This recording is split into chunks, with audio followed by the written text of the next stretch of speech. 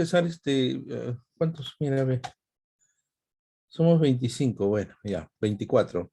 Bien, esta clase no la completamos el grupo anterior, pero algunas cositas rápidas sobre patología quirúrgica, básicamente el esófago y el diafragma, las cosas puntuales para ver el examen.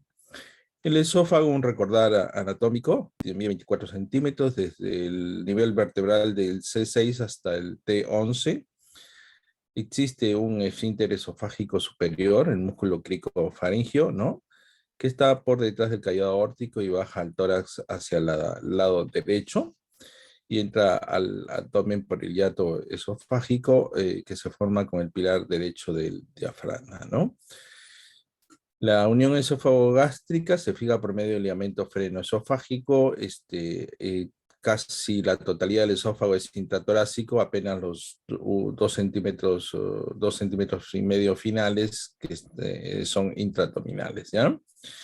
La mucosa tiene un epitelio escamoso los 2 tercios superiores y la parte distal es un epitelio cilíndrico. 2 capas de músculos como todo el tracto digestivo, una circular interna y una externa longitudinal.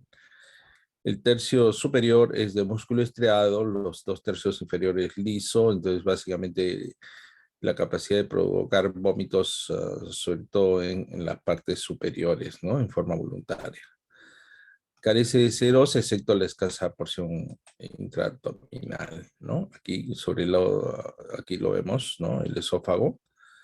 Esta parte nomás final, mi puntero, esta parte final que es intraabdominal, ¿no? Después todo es torácico. Vamos a ver. Vascularización, ¿no? Las arterias básicamente arriba, arterias tiroideas inferiores, bronquiales, intercostales, todas lo del tórax más o menos le va a dar. Y la parte venosa, plexo subepitelial, drena en las venas hipofaringias, gástricas, y tenemos el sistema ácigos y el hemiácigos, que tiene importancia sobre todo para la patología de hipertensión portal. La clase de Diego la vamos a dar. La inervación, tanto los sistemas simpáticos y parasimpáticos en el plexo faríngeo, nervio vago, simpáticos cervicales superiores, ¿no? Nervios espláncnicos, incluyen los plexos de Meissner y de Auerbach. Aquí tenemos la parte arterial de la aorta rápidamente, salen las ramas, y de la venosa lo peculiar es que tenemos el sistema ácigos y el hemiácigos, ¿de acuerdo? Acá, ácidos y hemiácidos. El plexo nervioso, la cadena ganglionar va todo alrededor del esófago en toda su extensión, drena hacia arriba, ¿no? En los ganglios, tanto de la cadena subclavia y yugular, ¿no? ¿De acuerdo? Es importante. El esfínter esofágico inferior, tenemos acá cojines adiposos, ¿no? Recordemos que por arriba la presión es negativa, por abajo la presión es discretamente positiva, lo que hay una tendencia a empujar el estómago hacia el mediastino, ¿no? La fisiología, recordemos que el esfínter esofágico superior es de alta presión, 3 a 5 centímetros de longitud, se relaja durante el momento de la deglución y luego está contraído, ¿no? El peristaltismo avanza los movimientos ondulares hacia la porción inferior. Aún así estemos de cabeza, también es posible tragar, ¿no? El movimiento ondulatorio, ¿no? Va a llevar los alimentos. La presión en el esfínter esofágico inferior aumenta con comidas ricas en proteínas, con alcalinización del estómago, gastrina, vasopresina y colinérgicos, ¿no? Esto aumenta la presión y disminuye con secreción de secretina, nitroglicerina, glucagón, chocolate, comidas grasas, acidificación gástrica, lo que hay que evitar cuando tenemos reflujo gastroesofágico, ¿no? Ya ustedes llevaron gastroenterología, en términos generales saben la importancia del reflujo gastroesofágico que produce lesión de la mucosa. Vamos a tratar de pasar eso rápido. Desde el punto de vista quirúrgico, hay disfunciones cricofaringias y la hiperpresión puede generar divertículos en el esófago. Más conocido es el divertículo de Zenker, ¿no? ¿De acuerdo? Vamos a de una vez verlo. Este es aquí en la parte posterior de del tercio superior, a nivel cervical, hacia atrás sale el divertículo faringoesofágico de Zenker. Tratamiento, hay que hacer, si es que hay disfunción cricofaringia, hay que hacer miotomía cricofaringia, hay que cortar el músculo, porque acá por hiperpresión produce esto de acá.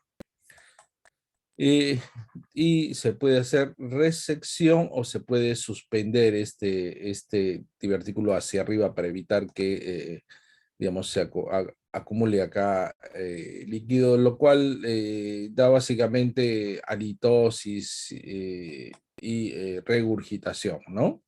Entonces, así va protrudiendo este divertículo hacia abajo, entonces da ese problema. Otra patología del esófago es la acalasia, ¿no? Que es de etiología desconocida, secundaria disfunción ganglionar. Hay alteraciones en los ganglios nerviosos con aumento de la presión en el esfínter esofágico inferior. La enfermedad de Chagas puede causar esto, ¿no? El carcinoma esofágico es 10 veces más frecuente en pacientes con acalasia.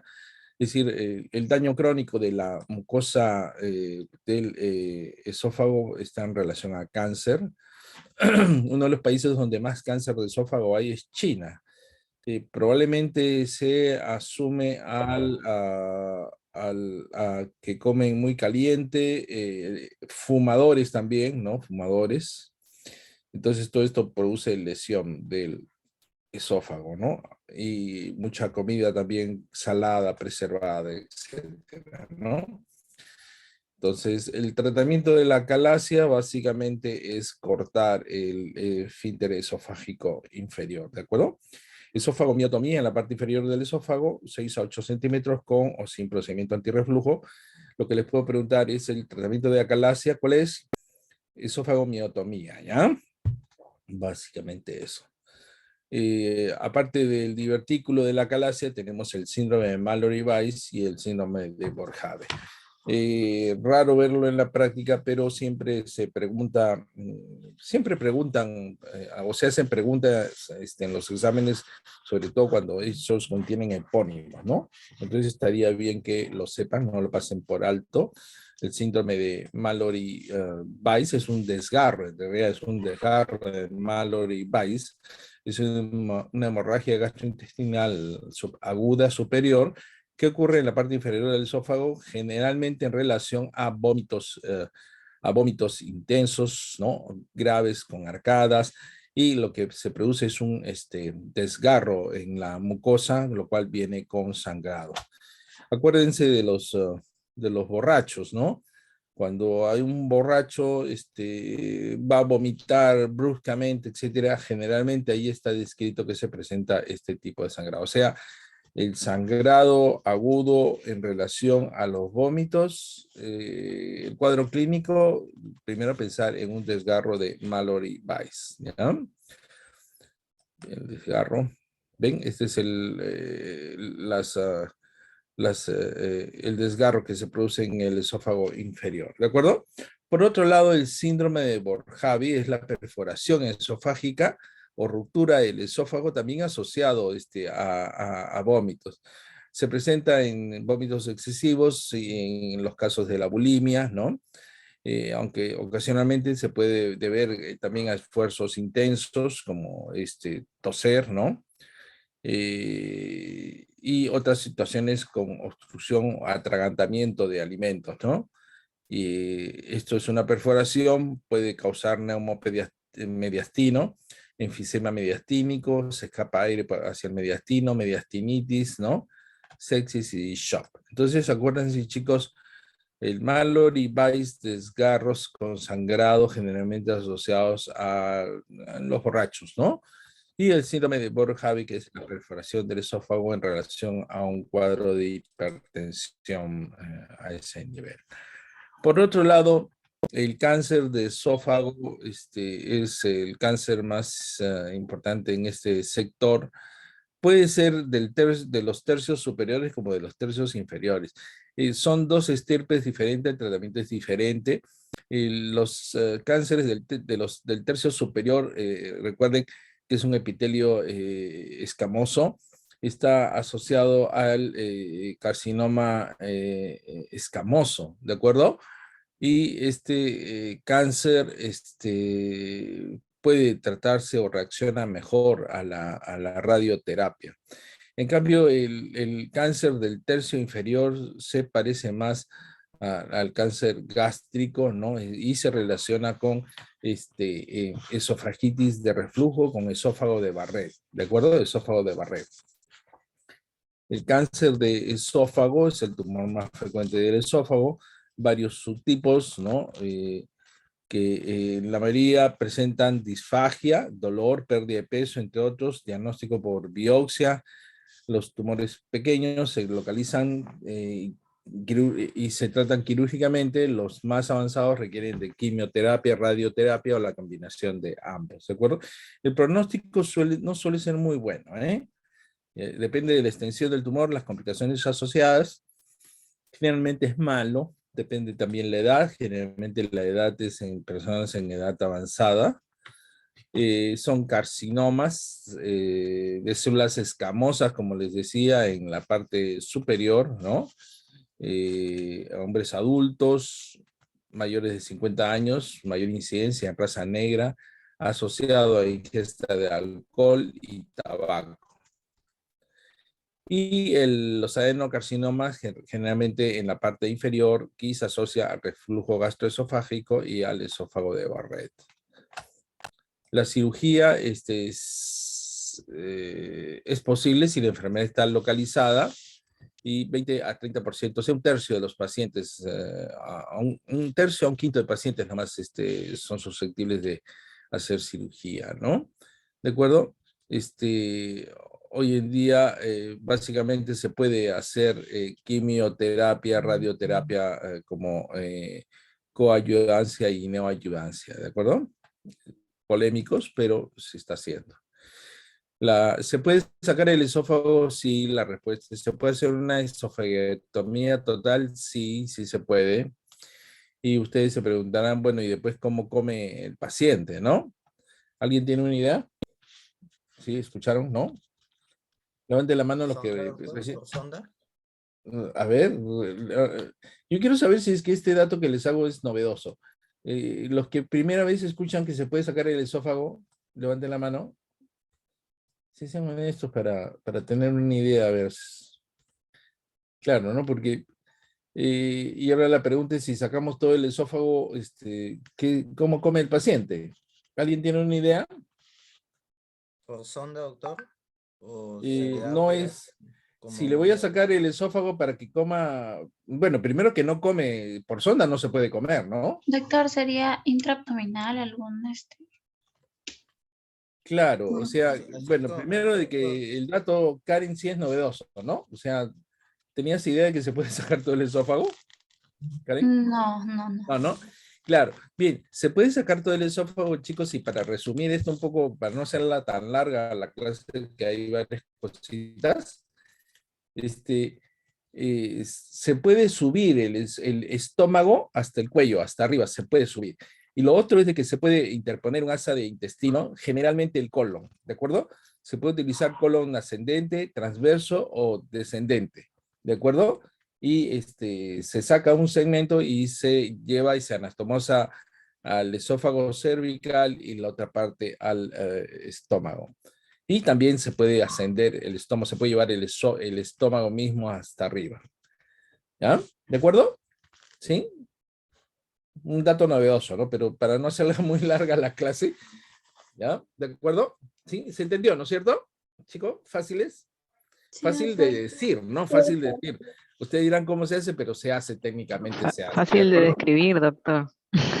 No, fácil, bueno, fácil de decir que se puede subir, ¿no? Pero para que ustedes tengan cultura, ustedes, si de repente alguien les pregunta, oye, qué loco, se puede sacar el estómago y ustedes no saben, es que igualito como la pregunta que les hice yo de que cómo respira el niño dentro de la barriga, pues, hay que saber, un estudiante de medicina tiene que saber un médico.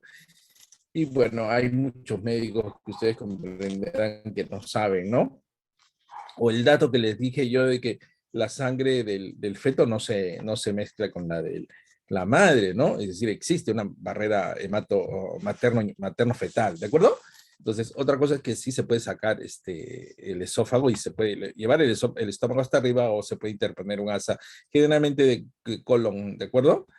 Se hace terapia con láser también hoy en día en el esófago, quimioterapia, ¿no? También, y mayormente radioterapia, sobre todo en las partes del tercio superior, ¿de acuerdo? O sea, entonces se puede extirpar todo el esófago y se puede llevar, se puede interponer, se puede levantar el estómago, primero, acá el estómago levantado, o se puede interponer un asa del colon, en este caso transverso. ¿De acuerdo? Otra situación de la cual el manejo inicial suele ser médico es la esofagitis cáustica y estenosis esofágicas post ingesta de cáusticos, ¿no?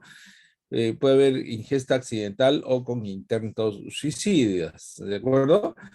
Más de 80% de lesiones en niños menores de 5 años por ingesta accidental, 20% de adultos, 90% corresponden a intentos de suicidio, ¿de acuerdo?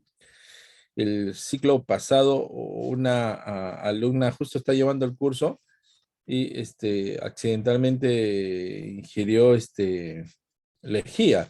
Habían puesto en un vaso de lejía, en un vaso de vidrio habían puesto una solución de lejía, menos mal diluida, ¿no? Y total, ella creía que era agua, se lo tomó y ahí mismo el sabor copió, pero de todas maneras sí le hizo una esofagitis, ¿no? Menos mal que fue leve, ¿no? Y no hubo problemas con analgésicos y después de 4 días, 5 días ya pasó la cosa. Nunca dejen, pues, chicos, lejías en frascos de gaseosas, de ninguna manera. Tampoco tengan cuidado las lejías cuando hay niños, pues miren, la mayoría es en niños y es en forma accidental, ¿no? Así que ya saben, eso de ahí es una cuestión de sentido común, pero en fin, ya no voy a ahondar más, ¿no? Generalmente pueden ser ácidos o pueden ser álcalis. Como les digo, hoy rara vez tienen ácido muriático en la casa, sí hay lejía, ahora con esto de la pandemia, peor todavía hay lejía por todos lados. Y los álcalis producen necrosis por licuefacción de los tejidos, saponificación de grasas, trombosis vascular. Una vez sí yo vi una ingesta con intentos suicidas de lejía pura y un vaso completo, abdomen agudo, generalmente es de manejo médico, pero sí tenía todo una peritonitis brutal. A la hora que entramos, no veía yo el esófago, pero sí por el vía abdominal, el estómago parecía un estómago de chanchito, que ya eso estaba que la habían hervido, y el marco duodenal también necrótico, ¿no? En realidad la pobre chica se murió, ¿no? ¿Ya? Pero fue una cosa, y olía horrible, pues, ¿no? En fin, diagnósticos, antecedentes de ingesta de cáusticos, ardor, tifagia, cialorrea. Ahora, antes se proscribía las endoscopías. ¿Qué es lo que tienen que saber? Y les preguntan también en los exámenes. Es que se puede hacer endoscopía las 24 horas iniciales para una valoración. Se debe de hacer la endoscopía dentro de las 24 horas. Todavía se puede hacer, no se va a romper, y se hace para valorar la extensión de la lesión y también para pasar una sonda para poder alimentar a este paciente, ¿de acuerdo? Entonces, las etapas anatomopatológicas, básicamente, dentro de las 24 a 48 horas, inflamación aguda, ¿no? Después de 7 días, inflamación subaguda, caída de las escalas necróticas, ulceraciones, aquí hay sangrados, ¿no? A las 2 semanas, inflamación crónica, depósito de colágeno, revitalización, microaccesos, y después de 21 días viene la estenosis, ¿no? Entonces, básicamente hay que esperar a que esto valore mientras hay que alimentar a la paciente. Para eso hay a ver si se puede pasar una sonda, ¿no? Y después ya cuando cursa con estenosis, si la paciente no puede comer, la cirugía que se puede ofrecer es una transposición de colon, ¿no? Generalmente sin hacer resección, sin resecar. Aunque siempre cuando yo estaba todavía de interno se hablaba de que había que resecarlo por el alto riesgo de cáncer, pero hoy se ha visto de que el riesgo de cáncer es menor que las complicaciones de tratar de extirpar ese esófago, ¿de acuerdo? Aunque, ¿verdad? En mi época, extirpar un esófago de ese tipo, no era una cosa complicada, ¿ah? En realidad, cuando uno, cuando uno limpia pescado, uno abre las vísceras y basta con que meta un jalón uno para que salgan todas las tripas del pescado, ¿no? Igual cuando uno va a limpiar un pollo pasa lo mismo. Y verdad que cuando uno coge el esófago que está todo así y uno lo jala, se viene con todo, ¿no? ¿De acuerdo? Entonces, puede verse medio grosero, pero así es en realidad. Pero se interpone eh, por el mediastino anterior, es decir, el colon va a quedar por delante del corazón. ¿De acuerdo? Bien, vamos a pasar esto de lado. Como les decía, tratamiento, hospitalización en la unidad de cuidados intensivos, antibióticos, radiografía de esófagos a los 10 a 14 días para saber si se está estenosando. Y dilataciones, si está estenosado, lo primero que se debe intentar son dilataciones. Y de fracasar las dilataciones, se hace reemplazo esofágico usando estómago o colon. Generalmente se usa colon. Bien, vamos a ver. Como les decía, esta es una operación que hicimos, un esófago, y se lleva por delante del corazón. Ok, chicos, básicamente la patología del esófago que hemos visto, ¿no? También hemos hablado sobre el esófago de Barrett. El esófago de Barrett lo han visto en gastroenterología. El manejo del esófago de Barrett, de la esofagitis por reflujo, es antiácidos, bloqueadores inhibidores de bomba de protones. Funciona mejor el omeprazol, el esomeprazol, más que la ranitidina, ¿de acuerdo? Y los antiácidos, elevar la cama. Si es que persiste, hay que hacer algún tipo de cirugía antirreflujo, ¿de acuerdo? Hoy en día se puede hacer por vía laparoscópica cirugía antirreflujo. Pero no hay que dejar que una esofagitis por reflujo se vayan a un esófago de Barrett. Bien. Vamos a entrar ahora a anatomía quirúrgica del estómago. Antes daba yo esto en 2 clases, por eso lo van a anotar así, pero primero la benigna y después la maligna, pero ya con esto de los tiempos lo hemos tenido que unir en una sola clase. Ya conocen esta figurita, el esófago anterior, el medio y el posterior. El esófago anterior desde la boca, desde el estoma, de orofaringio, ¿no?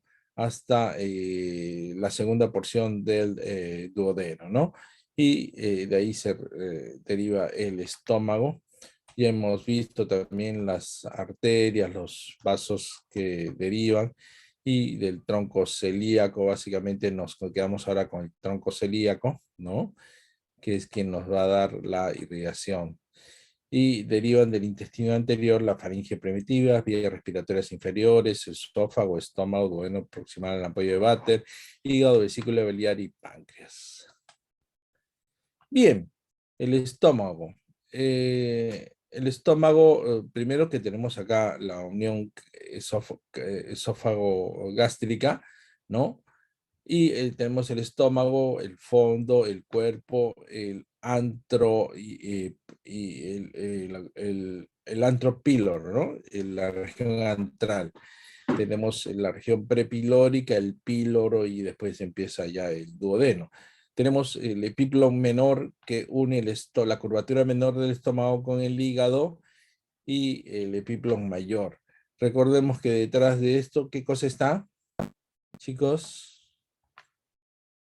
Que les hablé en páncreas.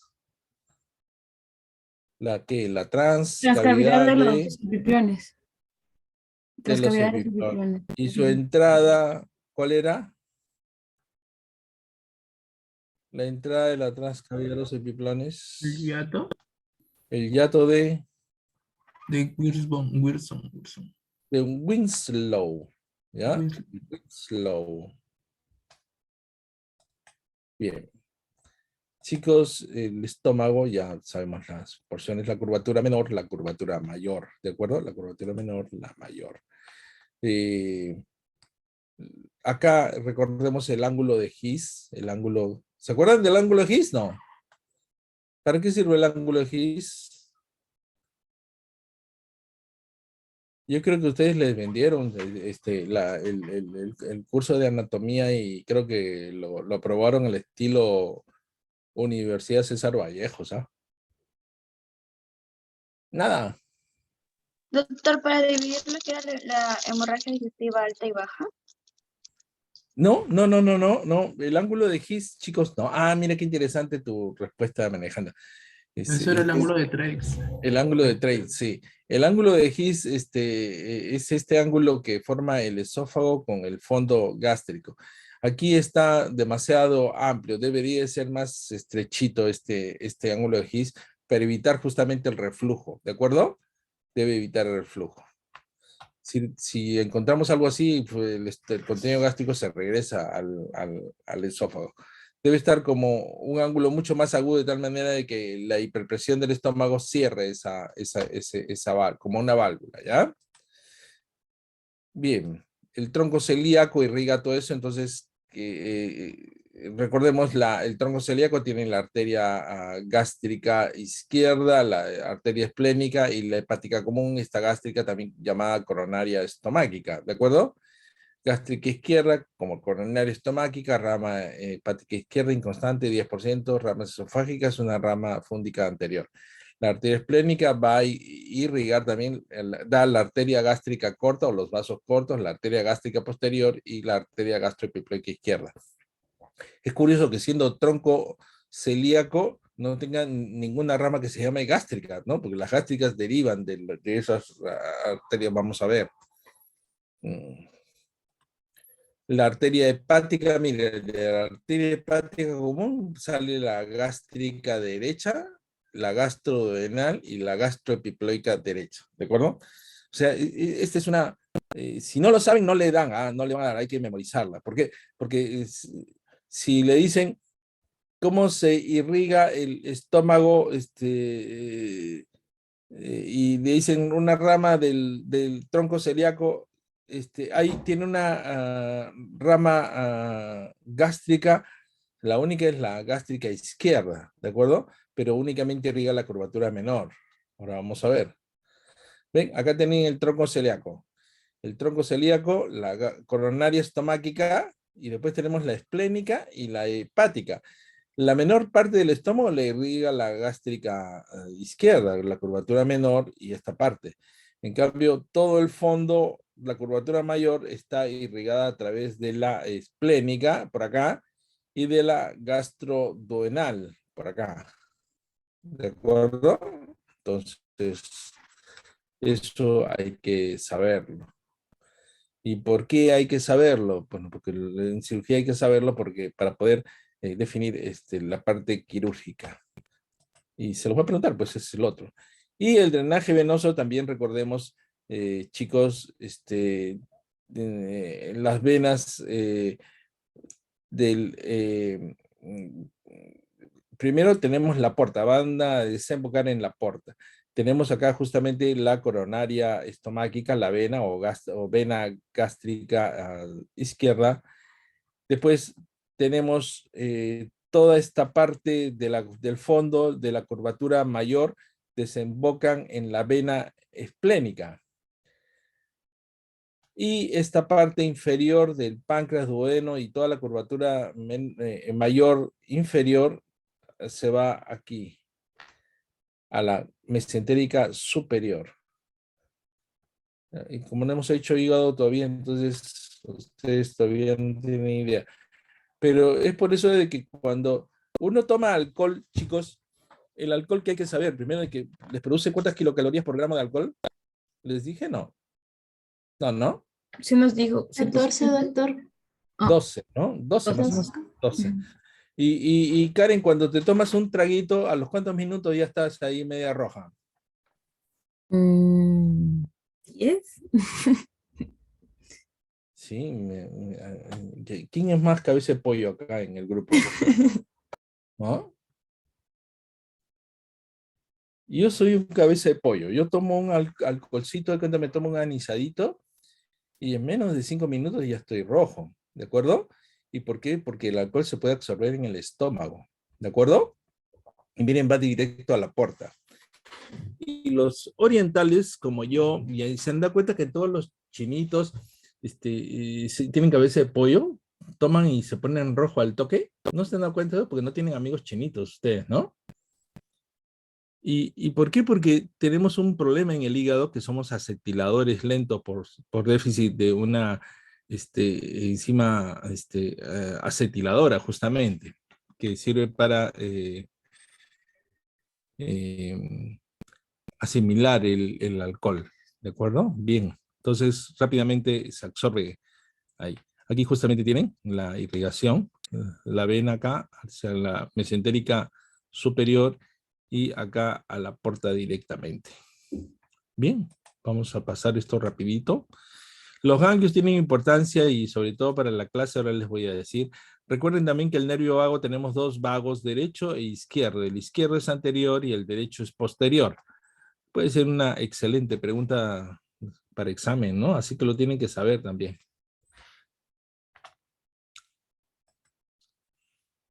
El nervio de la Target, ¿no? La famosa pata de cuervo, ¿no? Acá al final. Y por acá del posterior sale una rama que se llama el nervio asesino de Kratzy, ¿no? Bueno, ya no se acuerdan de anatomía.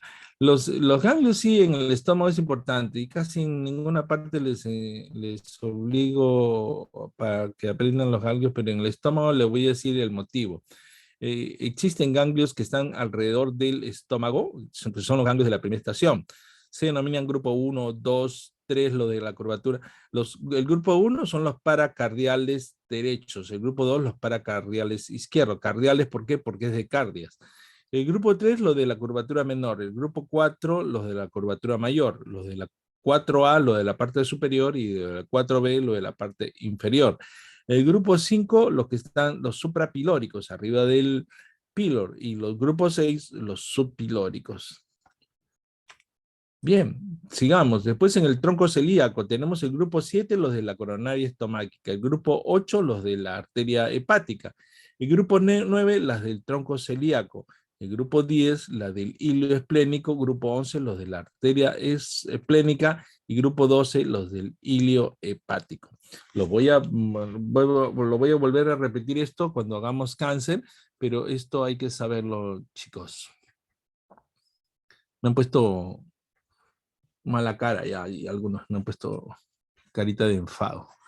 El estómago, jóvenes, en resumen, es una moledora y le adiciona además al bolo alimenticio ácido clorhídrico, pexinógeno, factor intrínseco que viene en la mucosa, y con todo esto de acá, con los movimientos del estómago, ¿no?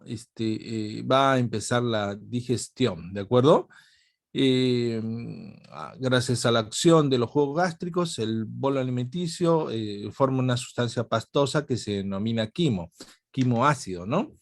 Y dependiendo de lo que hemos comido, ahí va a permanecer en el estómago el tiempo necesario. Si comemos azúcares, carbohidratos, generalmente va a pasar relativamente rápido. Pero si es que comemos comidas más difíciles de digerir, como son las proteínas, sobre todo de las carnes, demora más, ¿de acuerdo? Entonces depende mucho de lo que comamos, ¿de acuerdo? Cuando ustedes se van a un chifa, se comen muchas verduras, entonces cuando uno come chifa, generalmente se llena rápido, pero también rápido se pasa y nuevamente lo vuelve a dar hambre. En cambio, cuando ustedes se van a una parrillada, una vez que se comen la parrilla, ya se quedan bastante satisfechos y demora bastante tiempo para que recién puedan volver a comer algo más, porque le está ahí dando vueltas el quimo del, del, del churrasco, del bife angosto o de lo que van a comer, pues, ¿no? Entonces es como una moledora. Bien, recordemos que ahí también hay un factor intrínseco necesario para la absorción de vitaminas, ¿no? B12. Además, el medio ácido limita la proliferación bacteriana patógena, ¿de acuerdo? Pero siempre se creía de que no había gérmenes que puedan sobrevivir al ácido del estómago, y hay excepciones, pues, ¿no? Los bacilos de tuberculosis, ¿no? Son bacilos ácido alcohol resistentes. Pero también, pues, está el Helicobacter pylori, que de acá se esconde justamente en la mucosa, ¿no? Y secreta bicarbonato. Hay células parietales que se relacionan con el factor intrínseco, recordemos, para la absorción de vitamina B12, y su déficit produce pues anemia perniciosa, por lo que hay que administrarla por otra vía. Bien, aquí el ácido que estimula la secreción ácida, básicamente la gastrina, es el estímulo más potente, las fibras vagales, postganglionares, la del nervio vago, y la histamina. Ya hablamos la histamina. ¿Se acuerdan la histamina cuando les hablé yo la clase de shock anafiláctico en terapéutica, ¿no? Cuando nos da una anafilaxia y una liberación a partir de los mastocitos en forma brusca de histamina, y esto produce vasodilatación, con lo cual pues produce shock. Pero también la histamina es un potente estimulante de la secreción ácida, ¿no? Entonces también da acidez. Por otro lado, también el estómago produce grelina, ¿no? Y la grelina es la hormona que estimula o abre el apetito, ¿no? Generalmente está en el fondo y en la curvatura mayor. Eso es el fundamento de la cirugía bariátrica de la manga gástrica, ¿no? De estirpar justamente el fondo gástrico y la curvatura mayor para inhibir, para el tratamiento de la obesidad mórbida. Ya hemos visto sobre la obesidad mórbida. Y básicamente también el estímulo del sistema nervioso parasimpático provoca mantener el estado corporal en descanso, relajación. Lo contrario, el sistema simpático, ¿no? Y el parasimpático produce aumento de tono de la musculatura lisa gastrointestinal, estimulación de la actividad peristáltica, relajación de los esfínteres gastrointestinales, ¿no? Estimulación de la secreción exocrina en el epitelio glandular y aumento de secreción de gastrina, secretina e insulina, ¿no? El parasimpático. No vamos a hablar sobre... Bien, ¿qué intervenciones quirúrgicas se pueden hacer en el estómago? Igual como les dije yo, básicamente, qué intervenciones, si se puede extirpar o no el esófago, les decía que sí. En principio, las intervenciones en el estómago son muchas. Y también les voy adelantando, se puede extirpar todo el estómago, ¿no? Es un órgano muy irrigado por todos lados, entonces imagínense que puedo cortar varias arterias y poder levantar ese estómago hasta el cuello para hacer interposición. Se puede hacer eso, ¿no? Pero también se puede extirpar todo el estómago, La pregunta es, bueno, ¿qué hacemos? Lo vamos a ver más adelante cuando hagamos cáncer, ¿de acuerdo? Se puede hacer cirugías de resección gástrica, gastrectomías totales, gastrectomías parciales, gastrectomía subtotal, hemigastrectomías, antrectomía, que es la resección del antro, o gastrectomías, podemos sacar la mitad del superior del estómago o la mitad inferior del estómago. Después, aparte de eso, podríamos hacer cirugías de derivación o drenaje gástricos, como son las derivaciones. ¿Y cómo están en técnica quirúrgica, chicos? ¿Están llevando técnica quirúrgica, técnica operatoria? Sí, doctor. ¿Y qué hacen en el curso? ¿Qué hacen ahí? ¿Qué han hecho?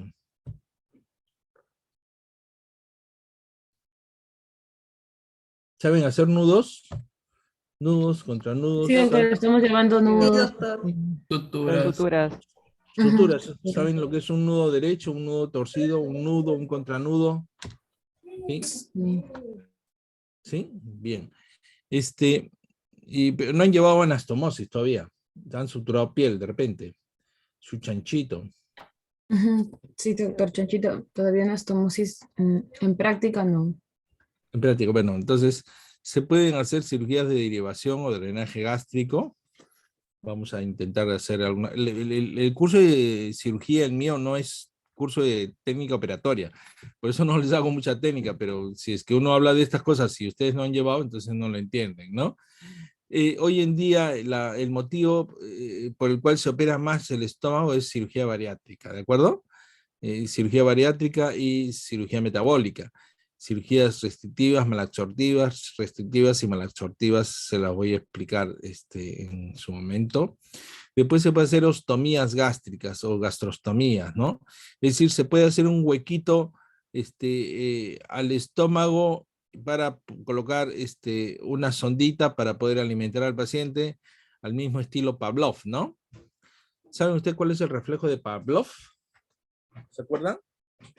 Doctor, que el perro saliva cuando le muestran la La comida. campanita. Así es, El de Natalie, la ¿no? ¿No campanita. es cierto? Sí, exactamente. Y Pablo lo demostró haciendo una gastrostomía, ¿no? Gastrostomía. Se puede hacer cortar los vagos también, ¿para qué? Para inhibir la secreción ácida del estómago, también se puede hacer vagotomía, ¿de acuerdo? Esta es una operación que, bueno, hoy en día sí, a secas no se hace mucho, pero siempre lo preguntan en muchos exámenes, así que de todas maneras se los tengo que mencionar. Yo les decía que se puede resecar el estómago, entonces se puede sacar de cuenta esta parte del estómago, se puede sacar, ¿ya? ¿De acuerdo? La mitad o las 3/4 partes del estómago se puede sacar. Pero una vez que sacamos esto, la pregunta es cómo hacemos para que el paciente pueda comer. Entonces, para que pueda comer, podríamos coser lo que queda del estómago con el duodeno, ¿de acuerdo? Y ahí, o sea, hacer una anastomosis gastroduodenal, ¿de acuerdo? Y a esta operación se le llama operación de Billroth 1, ¿de acuerdo? Y si es que cerramos acá y cogemos un asa de intestino, generalmente hay uno, y lo llevamos aquí arriba, hacemos esta operación, se llama operación de Billroth-Duff. O sea, un Billroth-Duff es una gastro-yeyuno anastomosis. Y un Billroth 1 es una gastroduodeno anastomosis. ¿Copiaron, chicos? Sí, doctor. Ya, Sí, bien. doctor. Con el dibujito sí. Doctor, ¿y de qué depende el uso de una técnica o de la otra? Y en realidad depende del cirujano, ¿no? Pero, ¿qué resulta? Hoy en día, en algunos casos, yo hago Billroth 1 casi nunca, ¿ya? ¿Por qué? Porque en el duodeno, ¿qué cosa hay? Aquí hay ácido, ¿no es cierto? En el estómago. ¿Y en el duodeno qué cosa hay? Alcalinos. Medio alcalino. Claro, es Medio medio alcalino. alcalino, hay bilis, ¿no? Pero la bilis no debería de regresar hacia el estómago, no debería de regresar, debería de seguir de largo, ¿de acuerdo? Pero cuando la bilis regresa al estómago, la bilis es un detergente y ese detergente daña la mucosa, produce una gastritis alcalina. De repente ya no se acuerdan ustedes, pero como yo ya les acabo de dar la clase a los chicos de terapéutica, me acuerdo, entonces les decía yo, hay una gastritis alcalina producida por reflujo biliar al estómago, y ahí en ese caso hay que utilizar sucralfato de tratamiento, que el sucralfato es un protector de la mucosa. En cambio, cuando es una gastritis ácida, hay que darle un antiácido de hidróxido de aluminio con magnesio, ¿de acuerdo? Entonces, no es bueno que la bilis regrese al estómago. Y si yo le hago este tipo de cirugía, la bilis va a regresar al estómago y le va a producir gastritis al paciente. Entonces, para evitar eso, prefiero hacerle una cirugía parecida al Billroth 2. Yo no hago esto tampoco porque hago una operación de Jederux, pero más o menos es parecido a esto. Pero como viene la bilis usted por acá, ¿no es cierto? Viene por acá la bilis este es el duodeno, viene por aquí, igual se va al estómago y después tiene que bajar. Es por eso que le hacen una anastomosis que se llama Brown, pero ahí ya me parece que hay demasiado enredo. Entonces, en términos generales, yo hago una Jederux que más adelante les voy a explicar también cómo se hace. ¿De acuerdo? Te respondí más o menos, sé que no me entiendes perfecto, pero más o menos te respondí tu pregunta. Sí, doctor. Bien. Sí, hablar de técnica operatoria es otro curso, pero más o menos para que entiendan. Billroth, les pongo acá, Theodore Billroth era una eminencia, eso hablar de un Osler en medicina, podríamos hablar de Billroth o de ¿cómo se llama Halsted, ¿no? Pero Billroth fue maestro de Halsted y de Mikulitz y de todos ellos que hemos hablado en la clase de historia de la cirugía. Este es un cirujano austriaco que tiene más de 100, ¿cómo se llama? Discípulos y todos buenos, ¿no? Entonces yo creo que es uno de los cirujanos que más ha contribuido con el avance de la cirugía, y era un tipo que operaba pues un estómago en 20 minutos. Yo no sé cómo hacía, porque yo no puedo operar un estómago en 20 minutos, pero este tipo operaba un estómago y en una época donde todavía no había anestesia, ¿no? ¿Cómo harían? No sé.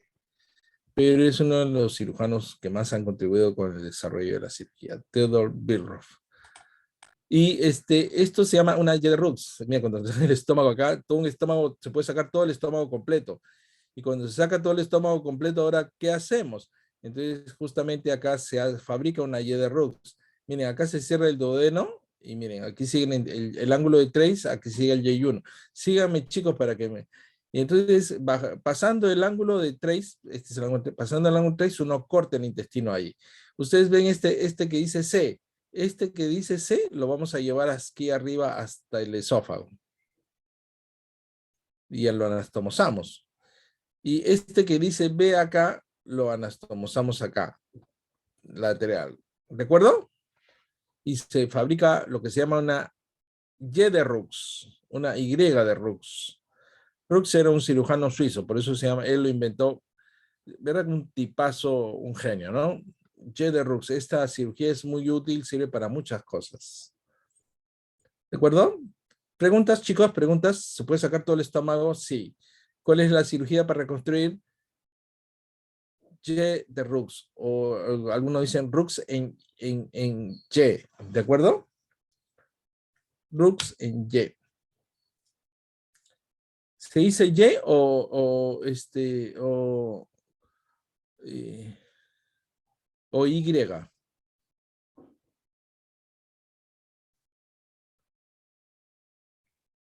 Chicos, ¿están despiertos? Doctor, Y, Sí, yo siempre le decía Y, ¿ya? Pero la Real Academia de la Lengua dice que se le debería decir Y. Entonces, a partir de eso es Y de Rux, o sea, Rux en Y. ¿De acuerdo? sí, doctor, una pregunta. Sí. Doctor, ¿y el proceso digestivo o las funciones del estómago como mezcla, eh, empezar a digerir sacáridos, ¿no? ¿Todo eso se alteraría o qué? Sí, generalmente, Karen, cuando los cirujanos trabajamos, sí causamos estragos en el organismo, ¿no? No es lo mismo, de ninguna manera. Se ve alterado totalmente. pero creo que cualquiera no saca un estómago por gusto, ¿no? Si saca un estómago es porque el paciente sangra en forma imparable o es que tiene un cáncer grande allí en el estómago, y yo en mi intento de querer curarlo, realmente le produzco una tremenda amputación. ¿De acuerdo, Karen? Pero yo tengo pacientes con gastrectomía total que con muchos años de sobrevida. Lo bueno de cumplir 62 años, Karen, como yo, Ujú. es de que veo pacientes que yo he operado hace 30 años. Claro, claro, Entonces, claro, entonces tengo una enfermera instrumentista en el Almanzora Aguinaga que yo operé de cáncer de estómago a los 2 años que yo llegué a Chiclayo, y su mamá todavía vive. Es decir, entonces, ¿no? Y ahora cuando se encuentra con mi hijo, le cuenta eso de ahí. Entonces, y ahí alguien dice, no, pero los cirujanos de Chiclayo, no, allá no se cura el cáncer, tienes que viajar a Lima porque ninguno opera cáncer. No, no es cierto. Sí operamos cáncer y tenemos bastante experiencia, ¿no? Ese es el problema de que ser de provincias, ya te dicen, no, tú eres provincianito, ¿no? No, ya no, pero en cambio, caramba, bueno, yo no soy provincianito, pero yo soy limeño, pero ya, pues, ya casi chiclayano, ya con más de 30 años viviendo acá, ¿no? Entonces, no es lo mismo, Karen, pero tampoco, pues, no es lo mismo tener su esófago de uno ¿cómo se llama? Que ponerle el colon, ¿no? Yo, sí, yo, eso cuando también. estaba- yo cuando estaba ¿cómo se llama? De residente, veíamos esta cirugía, y de verdad, ¿no? Y uno se preguntaba, carambas, ¿no? Si te ponen un pedazo de colon, ¿eructas o te tiras un pedo por la boca? No, pues, imagínate, ¿no? Entonces, pero sí, pues, se puede vivir, ¿de acuerdo, Karen? Claro, claro, doctor. No es bueno, pero por lo menos vives. Ujú. Sobrevive. ¿Ah? Sobrevives, Se ¿no? sobrevive. Ajá. Se sobrevive. Además, bueno, ya pues, como les digo, pero se adapta el organismo, ¿ah? Sí, yo he visto pacientes con gastrectomía total. Claro que tienes que ponerle vitaminas de por vida y estar controlando Las su dietas peso y también, me todas esas cosas. imagino que Las la di- alimentación es diferente. sí, bueno, aunque realmente la cuestión de la dieta es una cuestión de actitud. Yo he visto pacientes que le hemos hecho tremendas cirugías gástricas y comen carambas, ¿no? De Como ya todo. no, uno come y se llena porque un estómago cuando está en su sitio, tú comes y te llenas. Y te llenas porque el píloro no deja pasar las cosas mientras que no estén digeridas, ¿no es cierto? ¿No? Pero Sí, cuando ya claro. uno opera el estómago y uno anula ese mecanismo, uno es como un barril sin fondo. Tragas y tragas y tragas y tragas y no te llenas, ¿no? Entonces, Claro. eso es otra cosa. Bien. Como les decía, las vagotomías también. Hablemos algo sobre enfermedad acidopéctica. Enfermedad acidopéctica ustedes han llevado en gastroenterología. Y cuando hemos hablado en terapéutica, también hemos hablado sobre los antiácidos y los inhibidores de bomba de protones, ¿no es cierto? Las enfermedades por las alteraciones en el estómago por secreción ácida, casi en su 98 o 99% se manejan médicamente, es decir, lo maneja el gastroenterólogo en gastroenterología, ¿de acuerdo? Son raros aquellos pacientes que hacen enfermedades ulceropécticas y que no responden al tratamiento médico y tenemos que operarlos, ¿de acuerdo?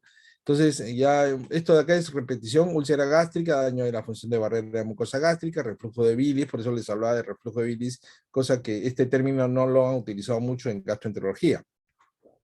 Fármacos y otras sustancias, secreción de ácido y la presencia de Helicobacter pylori.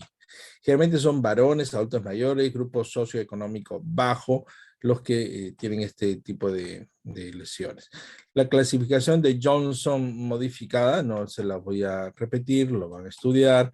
La clasificación de úlceras pépticas de Forrest, ¿no? De acuerdo al sangrado también, ¿no? Esto es de gastroenterología. Los tipos de úlceras, ¿no? El tipo A, que generalmente está en la curvatura menor, ¿de acuerdo? en la curvatura menor. El grupo de tipo B que está en la curvatura menor y simultáneamente úlcera gástrica con úlcera duodenal. ¿De acuerdo? Úlcera duodenal.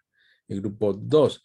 El grupo 3 son las úlceras prepilóricas. Estas son justo antes del píloro. Tienen una mala costumbre que cuando sanan y cicatrizan, cierran el píloro. Entonces, producen una obstrucción a este nivel. El tipo 4, que son las úlceras subcardiales, muy cerca al cardio. ¿De acuerdo? Muy bien. La úlcera péptica. ¿Y cuáles son las indicaciones para cirugía? Sangrado, perforación, obstrucción, falta de respuesta en el tratamiento o falta de cicatrización. Estas son las indicaciones para operar una úlcera. Pero hoy es raro el sangrado, la gran mayoría se controla médicamente.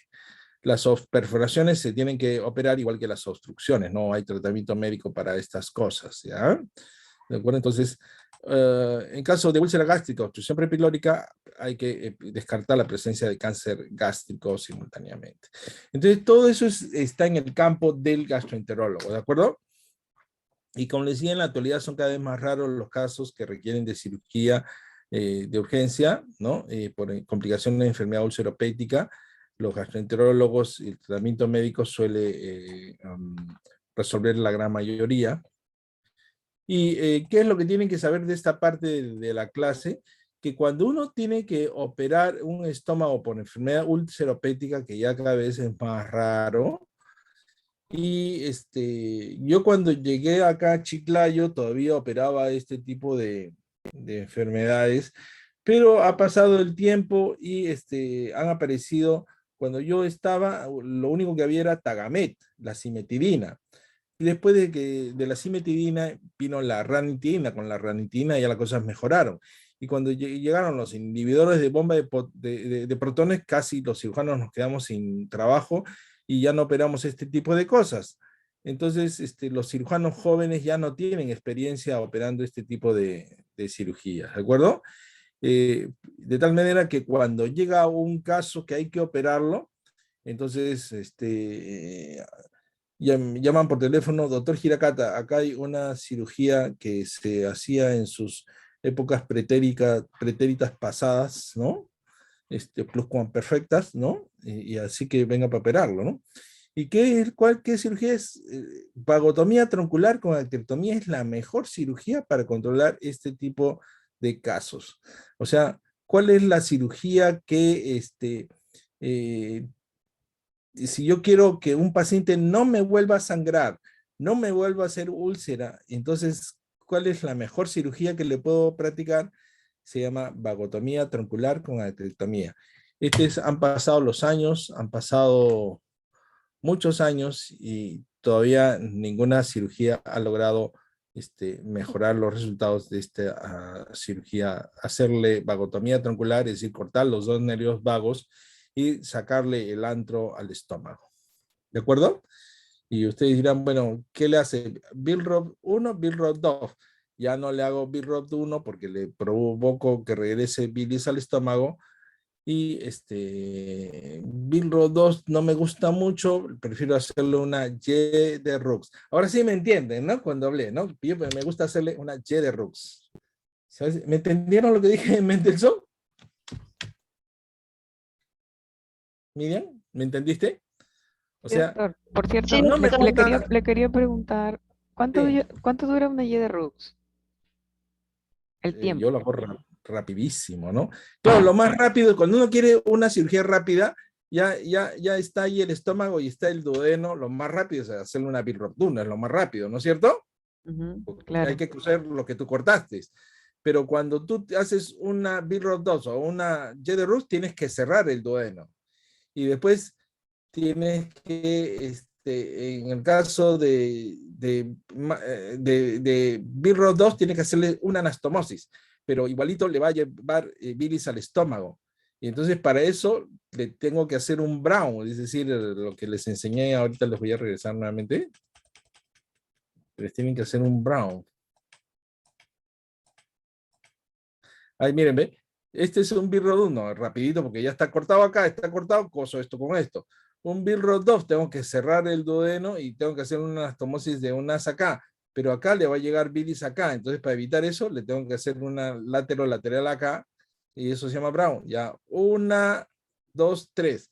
Y cuando yo le hago una Y de Rux, cierro acá, una anastomosis, esta es una con el estómago, 1 y 2 anastomosis. Esta es la que más prefiero y que la mayoría de cirujanos hace probablemente, ¿de acuerdo? ¿Ya?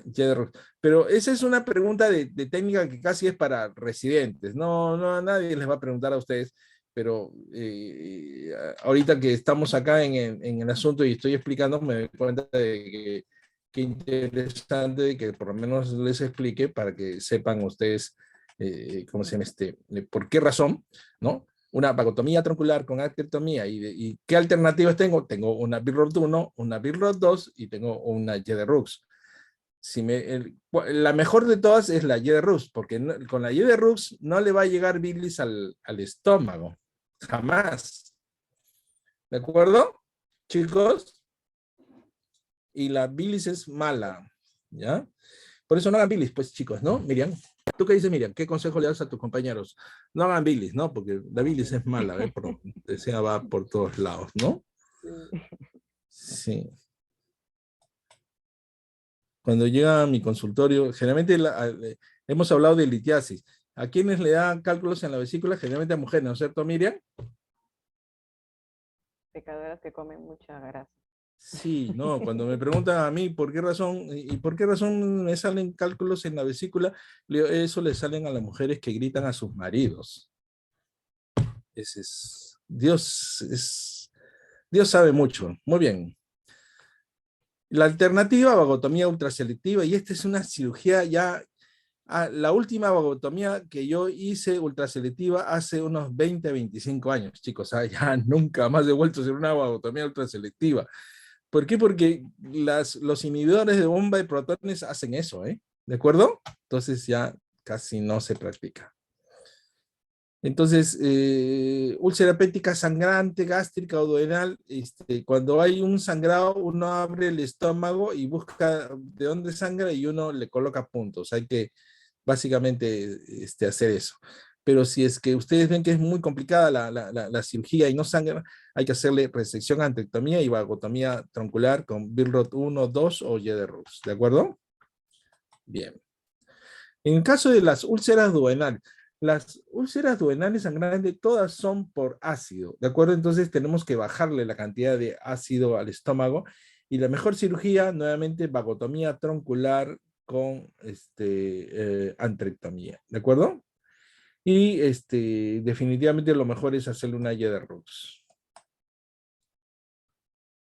Muy bien. ¿Y qué hacemos con las úlceras gástricas perforadas? Chicos, a ver, si es que se perfora una úlcera péptica, gástrica o duodenal, esto es pregunta también de varios exámenes, ¿de acuerdo? Así que háganle una captura de pantalla a este slide y tomar biopsia, reavivar los bordes, hacer rafía, cierre de la perforación y colocan un pedacito de piplon ahí, eso se llama parche de Graham. Parche de Graham. Colocan un dren en cavidad y salen. Nuevamente, cuando una úlcera del estómago se perfora, o la úlcera del duodeno en la cara anterior se perfora, ¿qué es lo que hay que hacer? Entran, toman biopsia, reavivan los bordes, cosen, que utilizan, la mayoría de cirujanos utiliza Bicril, yo utilizo catgut crómico, cierro y le anudo allí un pedacito de piplon como si fuera un parche. Esto se llama parche de Graham. Coloco un dren, lavo la cavidad y salgo. Esta es una pregunta de examen. ¿De acuerdo? Se los voy a preguntar ya. Este es un regalo mío por Navidad adelantado. ¿De acuerdo? Chicos, ¿preguntas sobre esto?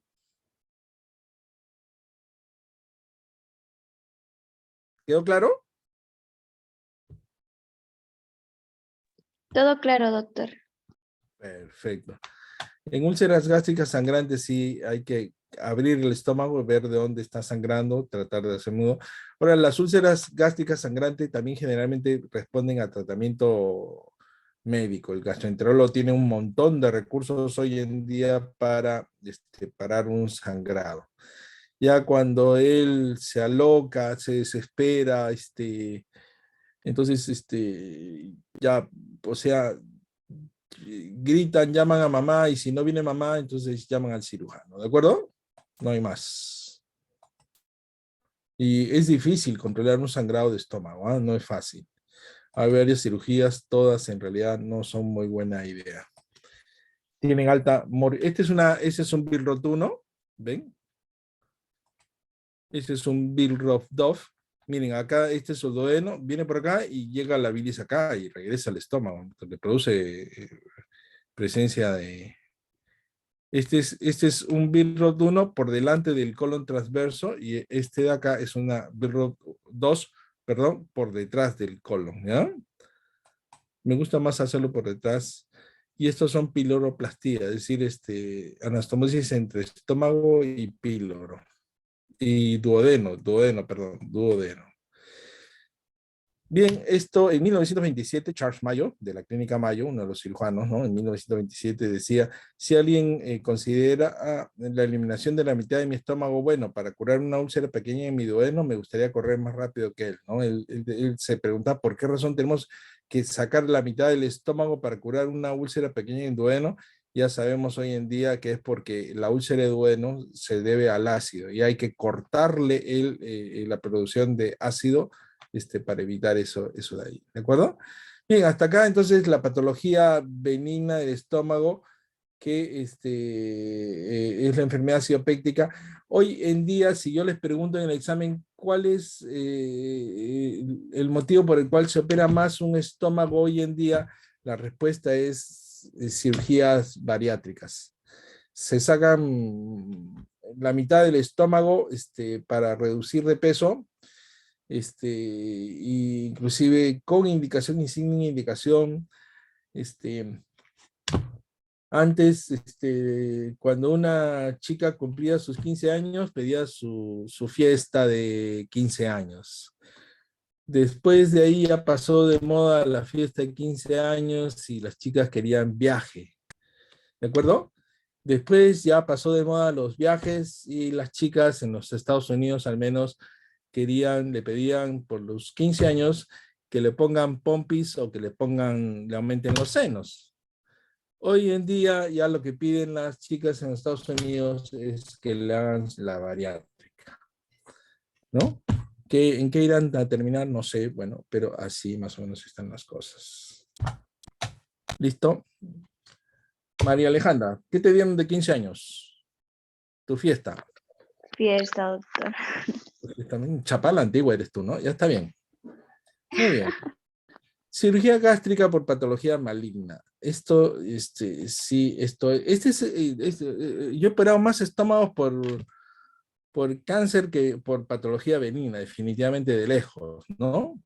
El estómago es un órgano muy noble y se presta bastante bien para los procedimientos quirúrgicos, se puede extirpar todo el estómago, ya lo hemos dicho. Esto de acá es un recordar por la anatomía, las diversas posiciones que puede tener un estómago. Si se le cierra el píloro a un paciente por una úlcera de tipo 3, él puede crecer el estómago, ¿ya? O un cáncer también puede crecer. Cuando hablamos de cirugía benigna, siempre nos pegamos al estómago. Pero cuando hablamos de cáncer de estómago, chicos, un cirujano debe de operar lejos del estómago. El secreto de una cirugía exitosa de cáncer gástrico es que uno pueda levantar todo el cáncer del estómago con todos esos ganglios del grupo 1, 2, 3, 4, 5, 6, 7, 8, 9, todos esos grupos ganglionares hay que resecarlos. Cuando uno hace una cirugía de ese tipo amplio, con buenos márgenes de resección, sacando lo que uno debe de sacar, entonces sí es posible la curación del cáncer de estómago. Hace muchos años estaba yo en el cuerpo médico del Almanzora Aguinaga y un cardiólogo comentó, no, pero ya cáncer gástrico ya no hay nada que hacer, el paciente se muere, no se puede curar el cáncer gástrico. Y a mí me sorprendió, ¿por qué? Porque eso es algo que de repente piensan, podrían pensar ustedes que ya el cáncer de estómago es sinónimo de muerte y no es así. ¿de acuerdo? Tengo una amistad muy cercana, ¿no? Que le han descubierto ganglios en la axila, hombre de 60 años, ¿no? Y que está preocupadísimo, ¿no? Y ya cuando uno le habla, bueno, cuando hablamos de ganglios aumentados de tamaños, en la axila, etcétera, ¿en qué nos ponemos a pensar? Bueno, ojalá primero que sea inflamatorio, pero si es que no es inflamatorio, ¿en qué cánceres podemos pensar? Podríamos pensar en pulmón. Si es hombre, no vamos a pensar en senos, básicamente en eso de ahí, tiroides, hay que tiroides, ¿no? Pero ¿en qué pensamos? Y uno dice, uy, ojalá que sea esto. Cuando es maligno, ¿en qué pensamos?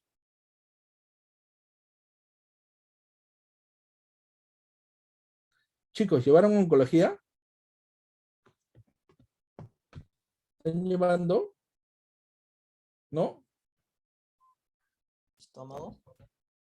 Uy, ahora no, un cáncer de estómago que está en la axila, ese hombre sí ya, el cáncer es avanzadísimo, ¿no? Y yo no he visto cáncer de estómago con metástasis en axila. En el cuello sí, pero en la axila El no. linfomas también, doctor, Karen, perdón. linfomas, hay que pensar en linfoma, ¿de acuerdo? Hay que pensar en linfoma. ¿Y cuál es el tratamiento de un linfoma?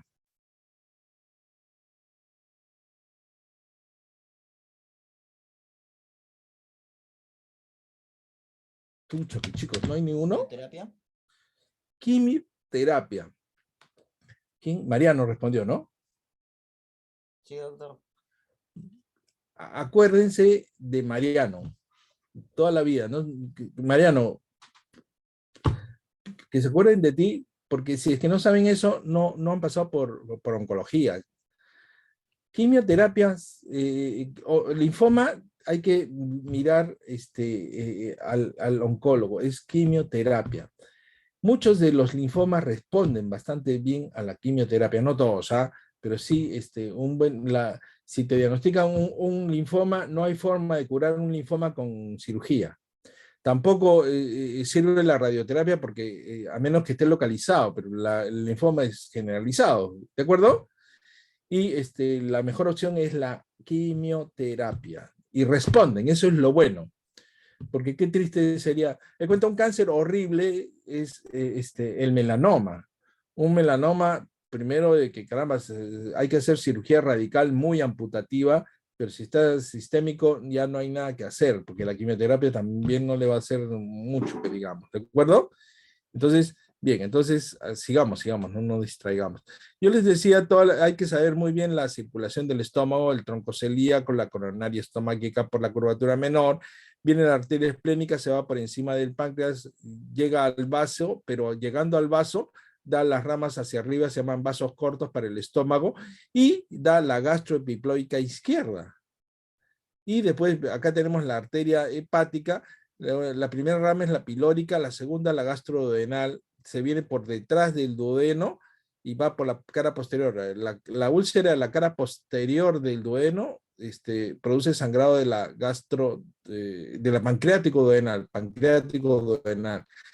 Cuando baja, da esta rama que se llama la gástrica derecha. Si hay una gástrica izquierda por acá, hay una gástrica derecha por acá.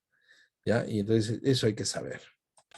Bien, después tenemos en la cara posterior el tronco celíaco, ya les decía yo, viene la esplénica por encima del páncreas, el vaso, los vasos cortos aquí, ¿de acuerdo? Bien.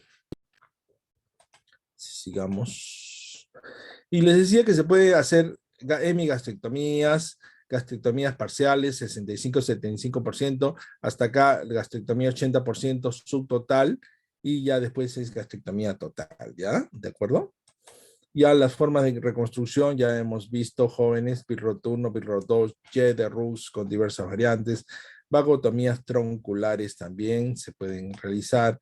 Todas estas variantes de extirpar el estómago se puede realizar.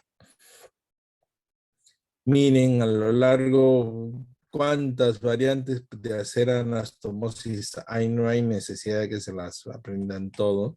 Y si sacamos todo el estómago, la Y de Rux, ¿de acuerdo? Esófago, el yeyuno, ¿no? Acá el duodeno, esta es la Y de Rux. Y de Rux. Se puede sacar la parte alta del estómago y esófago con la parte, la mitad inferior. Se hace una piloroplastia. Si es que yo le corto los vagos, tengo que hacerle un procedimiento de drenaje. Si yo le corto el vago, el píloro se queda espástico y ya no funciona. Entonces tengo que dejarlo abierto, porque si lo dejo cerrado, ¿por dónde va a pasar el alimento? ¿De acuerdo? Entonces, ¿por qué razón le hago una piloroplastia? Porque le hemos hecho una vagotomía. ¿De acuerdo? Y aquí lo que les decía, este es un Billroth 2. Ese es un asa que sube y baja, ¿no? Este es un Billroth 2 clásico, pero el defecto es de que viene la bilis y se mete al estómago, ¿no? En cambio, cuando hacemos una Y de Rux, miren, la bilis viene por acá y acá lo anastomosado ya se viene de aquí para largo. Ya una buena asa ya no regrese la bilis hacia el estómago. Bien. Y lo que les decía, chicos, ahora sí, ¿no? Hay que saber los ganglios 1, grupo 1, grupo 2. Grupo 1, paracardiales derechos. Grupo 2, paracardiales izquierdos. Grupo 3, lo de la curvatura menor. Grupo 4, lo de la curvatura mayor. 5, los suprapilóricos. 6, los subpilóricos. Y lo mismo dibujadito por este artista. El grupo 7, los de la arteria coronaria estomáquica. Grupo 8, los de la arteria hepática. Grupo 9, la del tronco celíaco. Grupo 10, las del ilio esplénico. Grupo 11, las de la arteria esplénica. Y grupo 12, las del ilio hepático. Hay hasta 16. Grupo 12, grupo 13, las retroduodenales. Grupo 14, de la arteria mesentérica superior. 15, la de la arteria cólica media. 16, los paraórticos. No hay necesidad de que se aprendan estos últimos, puesto que ya no tiene mucha utilidad. Toda esta clasificación es gracias a los japoneses. Así que si ustedes se preguntan ¿por qué el doctor Hirakata les complica la vida? Porque así, los japoneses suelen complicarle la vida, tan simple que suele ser, complican las cosas. Pero, ¿por qué razón? Los japoneses son los que sentaron las bases para el tratamiento quirúrgico del cáncer de estómago.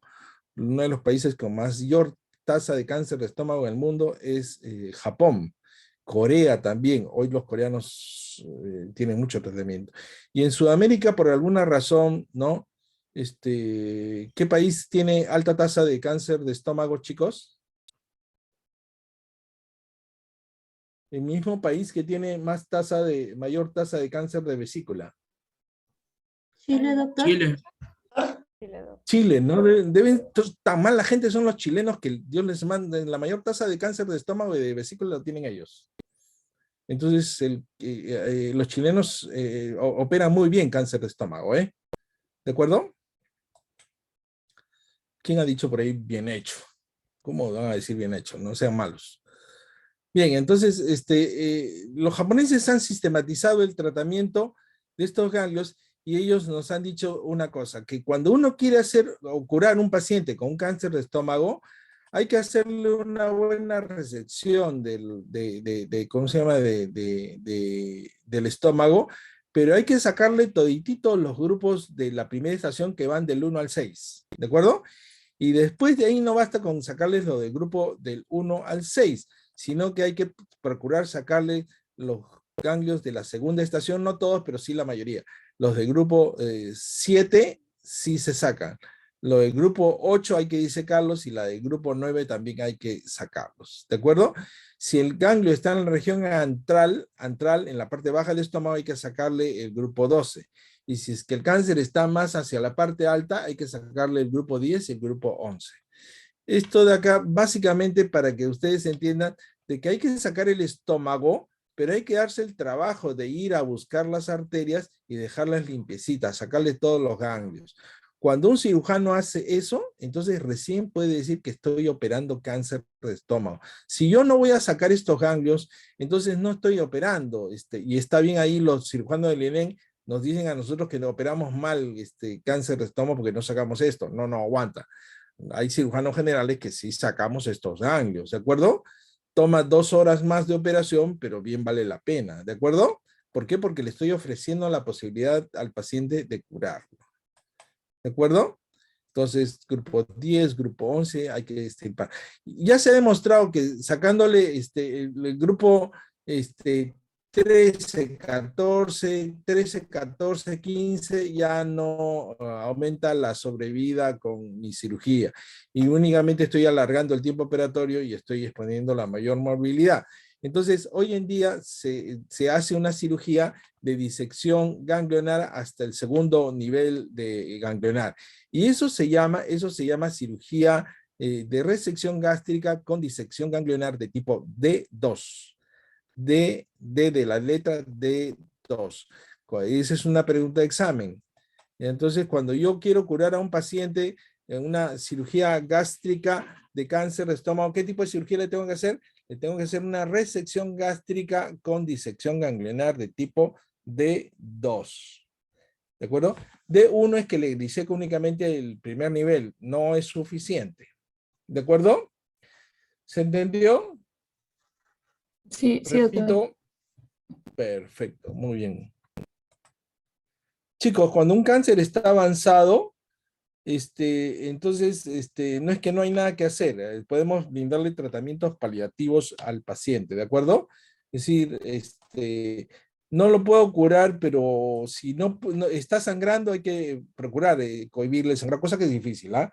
Pero si está obstruido, debo de hacer un intento para que el paciente pueda morir, aunque sea comiendo. Porque dentro de los pocos placeres que tenemos los seres humanos y más los peruanos, es comer, ¿no les parece? Si uno no puede comer, ¿para qué vivir? ¿No? Sí, sí, doctor, tiene razón. Claro, entonces hay que procurar brindarle la posibilidad al paciente de que pueda comer. Yo hago todos los intentos para que mi paciente pueda comer. El otro problema es que si está obstruido, está vomitando, ¿no? Y yo antes, cuando veía a un paciente vomitando, entonces, aunque sea le hacía un huequito en el estómago para aspirarlo, cosas así, y muchas veces los cirujanos más viejos me criticaban. Yo me resistía a eso de ahí, no, por lo menos para que no vomite, etcétera. Pero en realidad, con los años he aprendido de que la mejor paliación es que el paciente no sangre y pueda comer. Si yo no le puedo ofrecer eso a un paciente, probablemente es mejor quizás no hacer nada, colocarle una sondita nasogástrica y ya esperar la voluntad de Dios para cuando llegue, y debe de ser más o menos pronto. ¿De acuerdo? Ahora, intentar hacer una cirugía muy radical y que en el postoperatorio mi paciente se muere en el hospital, eso no es ninguna paliación, pues definitivamente. Si paliación es de repente no hacer nada, pero darle la posibilidad al paciente de que se vaya a su casa y pueda morir en su casa rodeado de sus familiares, yo me doy por bien servido si hago eso. ¿De acuerdo? Esa es mi forma de pensar, ¿no? Eso no está escrito en los libros, pero esa es mi forma de pensar. ¿De acuerdo? O sea, matar al paciente en el intento de salvarlo no es una buena idea. ¿De acuerdo? Y hay cirujanos que piensan que sí, por eso les digo, les hago este comentario, ¿ya? No, ya los familiares dicen, no, bueno, ya se murió, pero el doctor hizo todo lo posible. No, eso no me parece muy humano. Yo pienso que si el paciente pudiera escoger, hoy uno está en esas cosas, mejor dice, doctor, ya no haga nada y me voy a mi casa y ya en mi casita rodeado de mis familiares, pues, pero la muerte, ¿no? ¿Tú qué dices, Miriam, Isabel? El cirujano tiene que hacer lo posible para poder darle mejor calidad de vida al paciente, ¿no? Sí, pero es calidad de vida, no es aumentar. Claro. Porque cuenta, si ya está desahuciado y yo le aumento el tiempo de vida, le estoy aumentando en realidad el sufrimiento, ¿no es cierto? Ujú, sí, Claro, doctor, entonces siempre hay que pensar eso de ahí, ¿de acuerdo? No. claro, sí. Bien, cuando uno tiene un cáncer que está obstruyendo y yo no lo puedo sacar, entonces puedo llevar un asa acá ha sido un asa de yeyuno y anastomosarle. Acá ya no me preocupo que la bilis regrese al estómago, no, eso ya no. Le hago la cirugía más simple posible para solucionarle el problema. ¿De acuerdo? O sea, ahí sí yo pienso, ¿cómo se llama? La solución más simple para solucionarle el problema. ¿Saben ustedes lo que es la navaja de Ockham? El principio de parsimonia. Esto es filosófico, ¿no? Principio de Ockham. O-C-K-A-M. Ockham. Lo googleen, se llama principio de parsimonia. Y si bien no tiene mucho de científico, era un monje, ¿no? Quien decía acerca de este principio del ahorro, que cuando para solucionar un problema hay varias alternativas, generalmente la más simple es la mejor. ¿De acuerdo? Sí, doctor. Más o menos. Entonces, busquen esto porque les va a servir mucho para la vida. Ustedes hacen muchas faltas y generalmente la solución está en lo más simple. Igual cuando el doctor Hiragata les hace una pregunta con respuestas medias complicadas, generalmente uno dice, no, la más larga debe ser la respuesta. No, hay veces es la más corta. ¿De acuerdo? Sí, doctor. Bien. O cuando está muy alto y ya un asa ya no sube, entonces le fabrico una Y de Rux y se la trepo hasta arribita para que pueda comer, pues, ¿ya? ¿De acuerdo? Después hay muchas cirugías para el estómago, ya les decía. Esta es complicadísima, ¿no? Miren, ve, una gastrectomía, el antro, la cosen acá, etcétera, con un Brown, un montón de anastomosis, hasta que descubrí que esto se llama anastomosis en beta, y el autor es un tío mío, porque se llama la operación de Nakayama. Complicadísima la de Payán, por eso generalmente lo oriental es más complicado. Las cirugías paliativas, obstrucciones de derivación, si es sangrado, resección o devascularización, si hay dolor de inervación, simpatectomía química, es decir, quemarles los ganglios que están al lado del ¿cómo se llama? Del tronco celíaco. Bien, hemos hablado sobre las cirugías, ahora hablemos sobre los tumores del estómago, ¿ya? Hemos hablado en términos generales cánceres, pero no hemos hablado así. Hablemos sobre el adenocarcinoma gástrico. Cuando le hablen de cáncer de estómago, este es sinónimo de adenocarcinoma gástrico, que es el 95% de los tumores malignos del estómago, ¿ya? El adenocarcinoma es el tumor más frecuente, 95%. Otros tumores, aparte del adenocarcinoma, son el linfoma gástrico, el tumor GIST, el tumor gastrointestinal estromal, gastrointestinal stromal tumor, ¿de acuerdo? Después el tumor carcinoide de estómago. Pero el más frecuente, el adenocarcinoma. Empecemos a hablar el adenocarcinoma gástrico, el 95% de los tumores gástricos, 70% de casos mayores de 50 años. Hoy cada vez vemos cánceres de estómago en gente más joven. Ha variado esto. Era mucho más frecuente en hombres que en mujeres. Hoy se está más o menos emparejando. Y hay ciertos tumores, cuando un tumor se presenta en mujeres jóvenes son más agresivos, ¿de acuerdo? La infección por el Helicobacter pylori incrementa 3.6 a 18 veces el riesgo de cáncer gástrico distal en el antro, ¿de acuerdo? Entonces, hoy, ya la edad no es mayor de 50, ya arriba de los 40, ya empieza a verse más cáncer gástrico también. Otros factores de riesgo: gastritis atrófica crónica, gastropatía hipertrófica, que es la enfermedad de Menetrier, se caracteriza por edemas y hipoproteinemia. Anemia perniciosa, riesgo 10%, que va asociado a gastritis atrófica, pues, ¿no?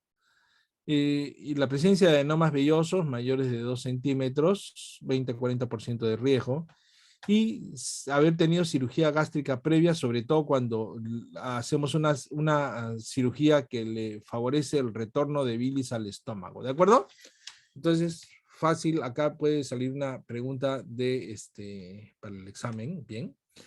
Signos y síntomas, sensación de pesadez postprandial o sensación de llenura precoz, ¿no?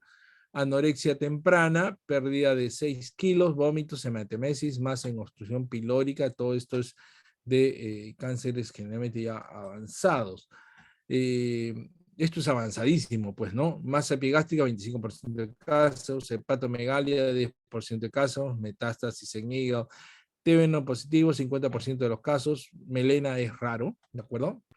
Y signos de metástasis a distancia, lo que les decían, ya esto es bien raro verlo.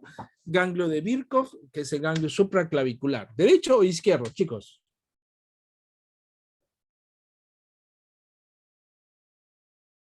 Izquierdo. Izquierdo, Mariano, muy bien. Ganglio de la hermana Mary Joseph, en el ombligo. Este es uno de los pocos epónimos con nombre de mujer, ¿no? Busquen, chicos, hagan una lista de epónimos de mujer, pero son raros. Ganglio de la hermana Mary Joseph. Este signo del signo de la hermana Mary Joseph lo describió Charles Mayo. ¿Por qué? Porque la hermana María José era una religiosa que era enfermera instrumentista en sala de operaciones. Y ella, cuando veía a los pacientes de cánceres que tenían nódulos en el ombligo, ella decía, ya la cosa está fea ya. Y entonces Charles Mayo se dio cuenta, pues sí, efectivamente, ¿no? Eso lo había notado la hermana María José. Y son las metástasis a nivel del ombligo. ¿De acuerdo? El signo del pliegue o anaquel de Bloomer, que es metástasis por delante del recto, parece del anaquel como si es que fuera los anaqueles de una repisa, algo así. Y el tumor de Krukenberg, que es, antes, en mi época, cuando yo estaba estudiando, se decía que el tumor de Krukenberg era la metástasis del cáncer de ovario al estómago. Después se descubrió que no era así, que era al revés, que las metástasis más bien del cáncer de estómago hacia los ovarios. 65% elevan antígeno carcinoma embrionario, los niveles elevados denotan metástasis importantes del tumor, ¿de acuerdo? Entonces, cáncer de estómago, antígeno carcinoma embrionario. Diagnóstico, endoscopía digestiva alta, diagnóstico diferencial, úlceras, tumores benignos, GIS, linfoma gástrico. Entonces, eso es lo que tienen que saber acerca del adenocarcinoma gástrico. La única posibilidad de curación hoy en día es cirugía, ¿de acuerdo? Hoy en día la quimioterapia ha progresado mucho, radioterapia también ha progresado mucho, pero no logran curar. La única curación para un adenocarcinoma es cirugía y se utiliza quimioterapia neoadjudancia y radioterapia sobre la enfermedad residual. ¿De acuerdo? Diversas formas de cáncer gástrico, ¿de acuerdo? Tenemos la liminitis plástica también, la liminitis plástica, difuso, los cánceres precardiales o subcardiales, es toda una... Aquí cuando tiene esto de acá hay que disecar todos los ganglios de la coronaria estomáquica, grupos 1, 2, 10 y 11, obligatorio. La liminitis plástica, que va a todo el estómago. Esto se diagnosticaba más radiológicamente, ¿no? La descripción de un tubo de plomo, de una cañería de plomo, ¿no? Todo rígido. Bien, este es un cáncer antral. Y esta es la mayoría de los cánceres de estómago. Son así, antropilóricos sobre la curvatura menor.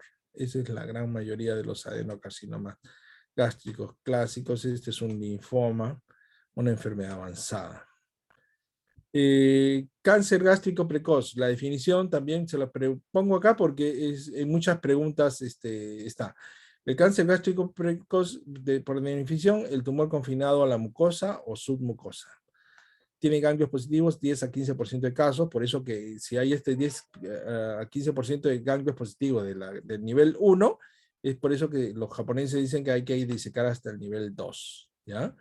La gran mayoría de los cánceres gástricos precoces están diagnosticados en el Japón, puesto que hacen screening endoscópico de los casos. Es decir, a la población, como quien le hace prueba de COVID, allá le meten el tubo por arriba para hacerle endoscopía. ¿De acuerdo? Tienen tanto cáncer que ahí tienen que pasar.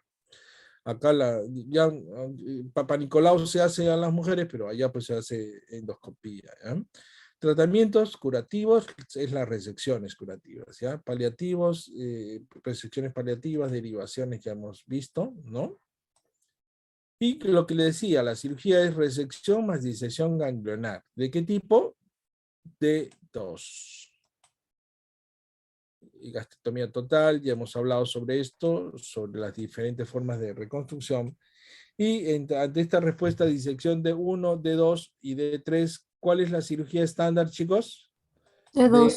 2. D1 es esto de acá y D2 es ir a este nivel. La cirugía estándar es la D2. D2. Ya disecar estos ganglios ya está de más, ¿ya? Ya no se hace ya. Es decir, una buena cirugía de cáncer, le sacan la parte de estómago comprometida con buenos márgenes de resección, le sacan los ganglios del primer nivel se van a disecar el grupo 7, 8, 9 como mínimo, ¿de acuerdo? Si dependiendo si está alto, si está bajo, pues sacan el grupo 10, 11 o el grupo 12, ¿de acuerdo? Bien. Muy bien. Ahí están con los nombres de los ganglios, ¿no? ¿Ya? Para fastidiarles un poco la vida, se los pregunto en el examen por si acaso, ¿de acuerdo? Además, guerra avisada no mata gente, ¿no? ¿Está bien? Claro, está bonita la pregunta. Si no, ¿de dónde saco preguntas? Se me acaban las preguntas ya. Ustedes, no hay forma. Hay veces, antiguamente yo sí, cuando operaba un cáncer y hacía gastrectomía total, le sacaba la cola del páncreas y le sacaba el vaso al paciente, porque sacar el grupo 10 y el grupo 11 no es muy fácil, era más fácil sacarle solo con la cola del páncreas y con el vaso. Pero sacarle el vaso tiene su morbilidad, entonces hoy ya nos tomamos el trabajo de disecar los ganglios y dejarle la cola del páncreas, ¿de acuerdo? Y como les decía, nuevamente, BITROT 1, BITROT 2, ¿no? Bien, terminamos con adenocarcinoma gástrico. Hablemos sobre el linfoma gástrico. ¿Qué les decía yo sobre el linfoma? Lo que dijo Mariano, acuérdense de Mariano. ¿Cuál es el tratamiento del linfoma?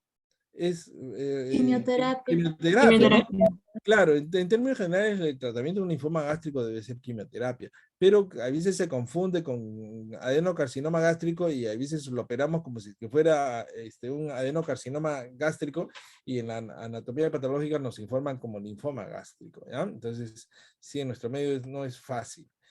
Linfoma gástrico en el estómago es la segunda neoplasia en frecuencia en el estómago. 2% de los linfomas no Hodgkin y el más frecuente de los linfomas extraganglionares. Es decir, los linfomas más frecuentes están en los ganglios, pero la presentación extraganglionar, la más frecuente es el linfoma gástrico. Estrechamente relacionado con la presencia de Helicobacter pylori, el linfoma gástrico es una enfermedad típica de los pueblos pobres. Edad media de presentación, 60 años. Sí, el linfoma gástrico se presenta más en población un poquito más vieja, ¿de acuerdo? Supervivencia a los 5 años, 80% por los estadios 1 y 2, por eso tienen buena sobrevida después de diagnosticado, ¿ya? A diferencia del adenocarcinoma gástrico avanzado, no viven más de 5 años, ¿ah? ¿De acuerdo? En su presentación, a veces es indistinguible del adenocarcinoma, 42% se presentan como una emergencia, exactamente sangran, hemorragia, perforación, obstrucción. Anatomía patológica, el linfoma de células beta no Hodgkin es el tipo más frecuente del subtipo histiocítico. Esa es la forma más frecuente.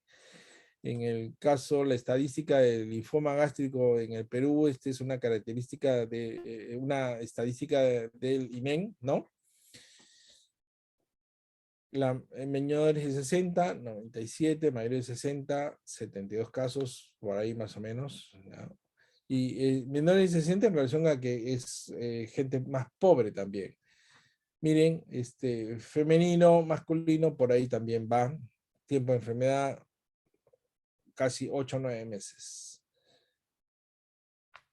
Esto en lugar de nacimiento es porque también se diagnostica más en la costa, no es que haya más, ¿no? Sí, se hace más, en el resto se mueren sin tener diagnóstico. Linfoma de células B grande y difuso de tipo histiocíticos son los más frecuentes. La endoscopia con biopsia o citología por cepillado, precisión del 80%. El adenocarcinoma gástrico empieza en la mucosa gástrica. En cambio, el linfoma no. El linfoma, en sus inicios, la mucosa está intacta. Es una enfermedad que empieza en la submucosa, donde hay ganglios. Entonces, se puede pasar. Una endoscopía normal no descarta un linfoma. Estadificación, radiografía de tórax, abdomen, biopsia de médula, biopsia de ganglios, laboratorios de cirogenasa láctica, todo eso se puede diagnosticar. Y tratamiento, jóvenes, lo que le decía, quimioterapia, hay diversos esquemas, ya no creo que la oxorubicina con la ciclofosfamida sean los únicos, hay otros mucho más modernos, pero logran remisión en el 80% de los linfomas gástricos. Radioterapia y cirugía, si la respuesta a quimioterapia es incompleta, y sobre todo cuando nos confundimos un adenocarcinoma con un linfoma, termina en la mesa de operaciones del cirujano. Trasplante de médulas en casos escogidos. Y esa es una pregunta interesante. Existe un linfoma que se llama linfoma de tejido linfoide asociado a la mucosa. Linfoma de tejido linfoide asociado a la mucosa. MALT. ¿De cosa? Así es conocido este tipo de linfoma, ¿no? Mucus Associated Lymphoma Tumor. Y puede erradicarse solo con tratamiento de Helicobacter pylori. Entonces, jóvenes, si le pregunta el doctor Hirakata, ¿cuál es el único cáncer que se cura con antibiótico? ¿Cuál es la respuesta? MALT. El MALT, ¿no es cierto? ¿De acuerdo? Entonces, y recuerden que el Helicobacter pylori, el tratamiento, los esquemas triples con 3 drogas por 14 días, y los que no responden le agregan subsalicilato de bismuto, esquema con 4 drogas, también 14 días. Sacan su nota de terapéutica ahí desesperados, ¿de acuerdo? Entonces, el único cáncer que se trata con antibióticos es el linfoma de tejido linfoide asociado a la mucosa. Si falla el tratamiento, quimioterapia y radioterapia puede erradicar el tumor. Entonces, cuando tenemos, si a ustedes le dieran a escoger por tener un tumor en el estómago, mejor es el linfoma que el adenocarcinoma, que es muy agresivo. ¿De acuerdo? Hay un linfoma. Ahí está acá. Los linfomas a veces es difícil de reconocer. Muy bien. Aparte del adenocarcinoma y del linfoma, tenemos un tumor que se llama GIST. El tumor estromal gastrointestinal. Tumor estromal gastrointestinal. ¿De acuerdo? Este es un tumor también en el estómago, ¿no? Que es un tumor mesenquimal, que es el tumor mesenquimal más frecuente del tracto digestivo. Si el adenocarcinoma empieza en la mucosa, es decir, si empieza en la mucosa gástrica, su origen es endodermal, ¿no es cierto? En cambio, el linfoma es un cáncer de origen mesenquimal, ¿no? ¿De acuerdo? El tumor estromal también es un tumor de origen mesenquimal. Es un tumor de la musculatura lisa, ¿ya? En la mayoría de los GIST posee una mutación con ganancia en la función de un gen c-KIT, es decir, hay cierta tendencia de mutación en los cromosomas para que se presente este tipo de tumor, ¿de acuerdo? Y en mi época, este tumor, en mi época, ya yo lo conocí. Cuando yo hablo de mi época, estaba hablando de mi época de interno. Y le llamábamos a estos tumores, a los pequeños, leiomiomas. Pero a medida que iban creciendo, ya hablamos de leiomiosarcomas, ¿de acuerdo? Entonces, los tumores de músculo liso le llamamos leiomiomas. Y cuando crecían, se transformaban en cáncer, le llamábamos leiomiosarcomas, ¿de acuerdo? En términos generales, los sarcomas son malos tumores. Pueden ser leiomioblastomas, etc. Hoy en día ya no se habla así en estos términos, se les conoce a todos estos tumores mesenquimales, porque son de origen mesenquimal, se les llama GIS. ¿Me entendieron lo que acabo de decir? Estoy hablando japonés, perdón, ¿sí? Más o menos. Sí, doctor. Ya. Y es un tumor que yo he aprendido a diagnosticarlo con los años, ya he visto tantos GIS, ¿no? Que ya, como dicen, te conozco bacalao, aunque vengas disfrazado, ¿no? Y es un tumor relativamente grande. Se puede tratar con este producto que se llama Glivet, que es mesilato de imatinib, pregunta de examen. Es el tratamiento de los tumores metastásicos e irresecables, pero el tratamiento de elección es la cirugía. Se puede localizar en el tracto gastrointestinal, mesenterio, retroperitoneo. Tiene otras formas, no simplemente leyo, sino también a veces liposarcomas, ¿no? El GIS gástrico representa menos del 1% de tumores del tracto gastrointestinal, anteriormente escrito como leiomiomas, leiomioblastomas, leiosarcomas. La localización más frecuente, el estómago, 1 a 3% son neoplasias gástricas primarias. Ya hemos hablado sobre esto de acá. Las mutaciones, las manifestaciones clínicas producen sangrado digestivo, anemia, dolor abdominal, masa abdominal, pérdida de peso, vómitos, disfagia, debilidad, asintomático.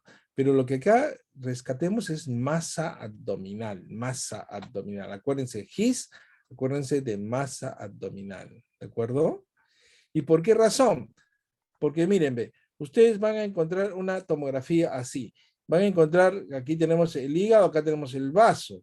Aquí debería estar más o menos el páncreas. Y acá aparece este tumor enorme, grandazo. Entonces, y ustedes ven acá los límites del tumor más o menos son definidos, ¿no es cierto? No se ve mucha infiltración, ¿de acuerdo?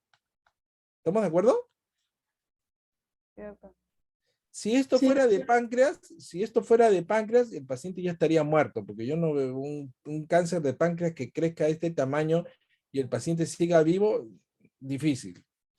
Si este es un adenocarcinoma gástrico, también, primero que no estarían los bordes así definidos, sino estarían infiltrados. Y también el paciente estuviera muerto. ¿De acuerdo? Esto no es un tumor de riñón, porque el riñón está acá.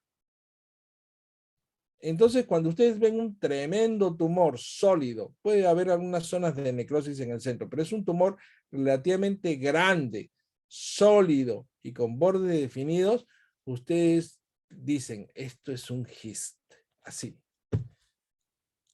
¿De acuerdo? ¿Sí? Sí, doctor. sí, Y ahora, doctor. ¿por qué razón? Bueno, vamos de frente a la pronóstico de HIT, hay benignos y malos. Los chiquitos son benignos, pero todos los sarcomas cuando crecen, mayor de 5 centímetros, ya son malignos, o mayor probabilidad. ¿De acuerdo? Ese es como ustedes, ¿no? Mientras están chiquitos son benignos, pero ya a medida que van creciendo ya se van malignizando ustedes también. Ya, ok. Muy bien. Y el tratamiento es la cirugía, tratamiento de elección, 55% sobrevida a 5 años, es decir, los cirujanos somos tromes, ¿no? Es decir, logramos operarlo. Sí.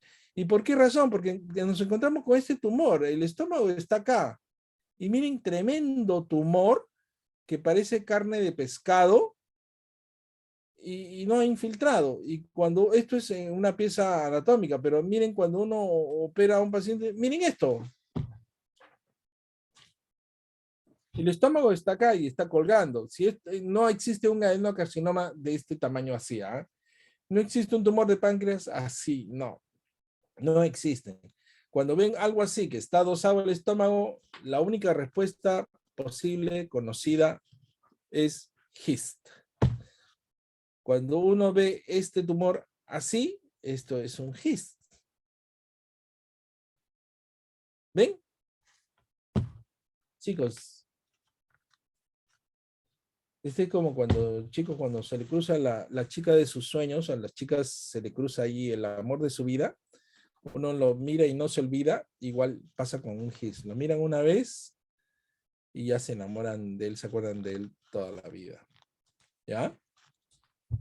No hay nada igual. ¿Listo? Dayana, ¿estás ahí? Sí, doctor. Perfecto. Ya miras esto y aún así nunca vengas cuando estés en el quirófano, el cirujano saca algo así con el estómago pegado, la respuesta, ¿cuál es el diagnóstico? Hist. ¿De acuerdo? Sí, doctor. Así. Grabado. Grabado, exactamente. ¿Ah? Hay pocas situaciones en las cuales el cirujano puede diagnosticar así sin anatomía patológica. Cuando yo abro y veo un paciente, un hígado cirrótico, yo sé cuando es micronodular o macronodular, porque por definición el tamaño de los nódulos te dice si es micronodular o macronodular. A la larga, la cirrosis para el patólogo, toda la cirrosis es igual, pero cuando uno lo ve al hígado ya uno sabe, ¿de acuerdo? Y otra cosa es este GIS, igualito. Cuando uno lo ve ya tengo el diagnóstico ya. Podemos hacer gastrectomía total y es raro, ¿de acuerdo? Generalmente hay que sacar un pedazo.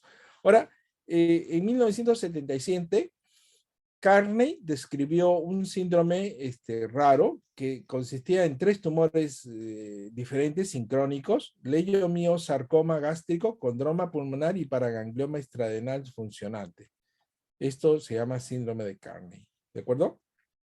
O sea, un GIS con un condroma pulmonar y un tumor en la extraadrenal funcionante.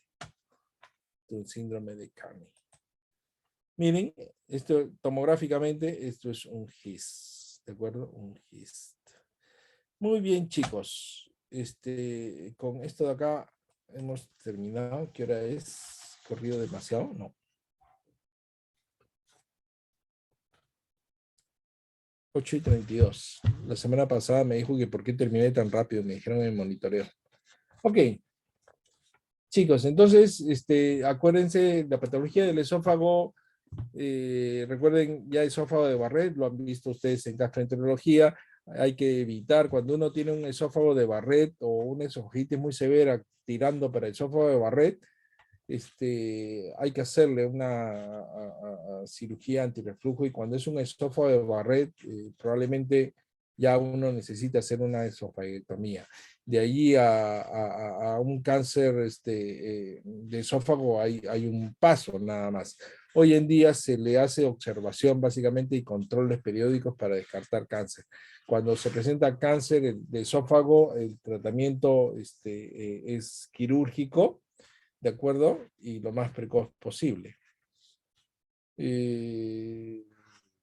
Después tenemos los divertículos, las enfermedades por subsecuente al vómito, ¿no?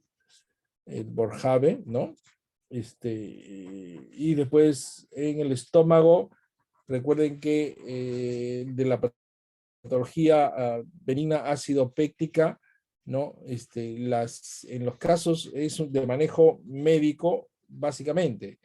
En el caso de la cirugía que da mejor resultados, ¿cuál era?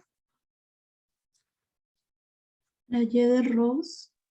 No, a ver, la mejor cirugía era la antrectomía con vagotomía. ¿De acuerdo? Vagotomía troncular con antrectomía. Y ya la reconstrucción, ya, bueno, ahí sí, María Alejandra, me gusta más a mí hacer Jederups, ¿de acuerdo? Pero es lo que me gusta a mí. Otros, que le haga otro tipo de cirugía no está mal, porque la teoría dice así, pero a mí no me gusta hacerle otro tipo de cirugía. Si es que es una persona de edad, las posibilidades de que me desarrolle un cáncer es bajo, entonces probablemente un BIROP 1 está bien, no está mal. Pero si es una persona relativamente joven, sí no se me ocurriría hacerle un BIROP 1, ¿de acuerdo? Le hago una Jederups. Después en cáncer de estómago, recordemos que el cáncer más frecuente es el adenocarcinoma gástrico. El tratamiento es quirúrgico, ¿ya? Y la cirugía estándar así que se debe practicar es una Gastrectomía total, subtotal, depende de dónde esté el estómago, pero hay que hacerle una disección ganglionar de tipo D2. Después viene el linfoma gástrico, que el tratamiento básicamente es quimioterapia. En caso del MALT hay que erradicar el Helicobacter pylori, ¿de acuerdo? Después el tumor sólido más frecuente del estómago es el GIS. Y el GIS, su localización más frecuente también es en el estómago.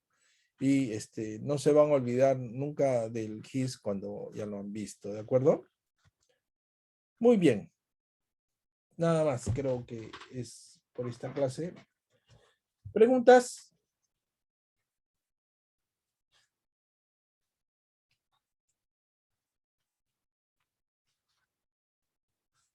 Nada. Listo.